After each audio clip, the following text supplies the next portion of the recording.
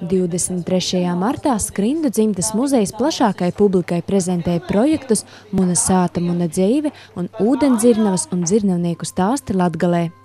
Abu projektu tapšana tika atbalstīta Latgales kultūras programmas ietveros.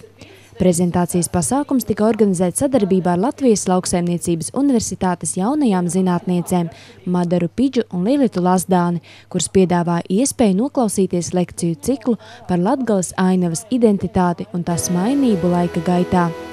Pasākuma ietveros tika rādīts arī ieskats projektā tapušajos video dokumentālajos ierakstos.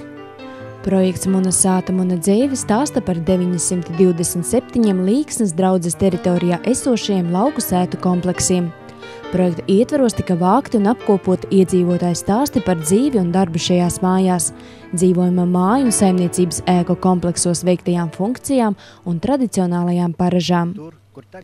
Laika ritumā mēs pazaudējam savas vērtības. Šie projekti stāsta par tām vērtībām, kuras mums ir līdzās. Tie ir cilvēki, mājas, stāsti, vēsturiski objekti, atzina projektu īstenotāja Skrindu dzimtes muzeja direktora Anna Lazdāne. Kas ir kāds pētījums, un ja tas iegūst varbūt plauktā un netiek tālāk izmantots.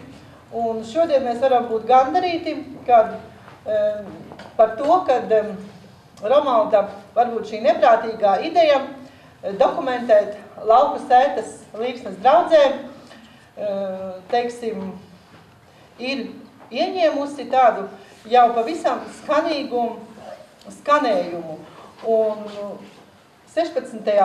martā Rīgā geogrāfu konferencē veiksmīgi tika prezentēts arī mūsu projekts, un šeit jau grāmatiņā parādās mūsu darba atspoguļojums ar tādu zinātnisku piegaršu.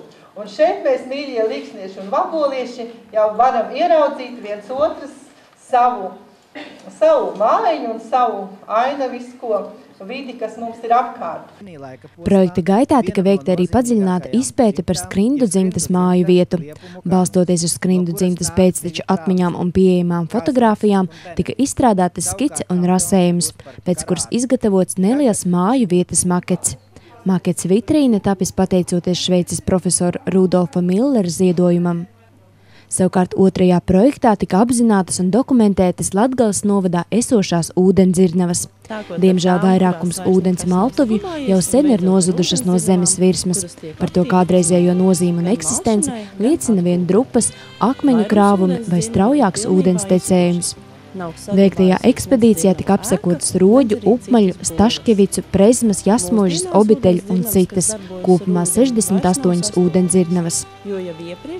Iemūžinātos mirkļus ar projektā pētītajiem kultūras mantojuma dārgumiem jau šobrīd var aplūkot Vaboles pagasta kultūras nama un Skrindu dzimtes muzeja telpās esošajās fotoizstādēs. Savukārt jau drīzumā muzejā apskatei būs pieejamas projekta ietveros veidotās dokumentālās filmas.